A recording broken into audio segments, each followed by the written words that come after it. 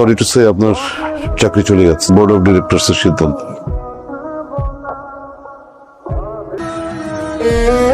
আজকে বাড়িওয়ালা ভাড়া চাইতে আসছিল। আজকে মাসের 19 তারিখ, তুমি এখন বেতন পাওনি? আমি বেতন পাবো না। বেতন পাওয়া না মানে? তাই আমার চাকরিটা চলে গেছে। চাকরি না থাকলে প্রতিদিন অফিস টাইমে তুমি ব্যাগ নিয়ে কোথায় যাও? আমার মতো মধ্যবিত্তদের অভিনয় করা ছাড়া আর তো কোনো উপায় নেই। দিন সকালবেলা অফিসের জন্য বের হই, কিন্তু আমার তো কোনো অফিস নাই। বিভিন্ন অফিসে ঘুরি চাকরির ইন্টারভিউ দিই, কিন্তু আজ পর্যন্ত আমার কোনো চাকরি হয় নাই। আমাকে তো তুমি সত্যটা বলতে পারতা।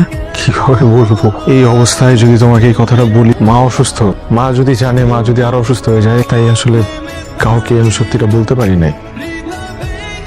রাজীব, আমার ওষুধ শেষ, তোরে তো বললাম। আম্মা, আজকে ফেরার পথে তোমার ওষুধ নিয়ে আসবো আমি। ভাইয়া, আমাকে 1000 টাকা দে তো। আমার কাছে তো ওই 1000 টাকা। যে তোমার মানি ব্যাগ।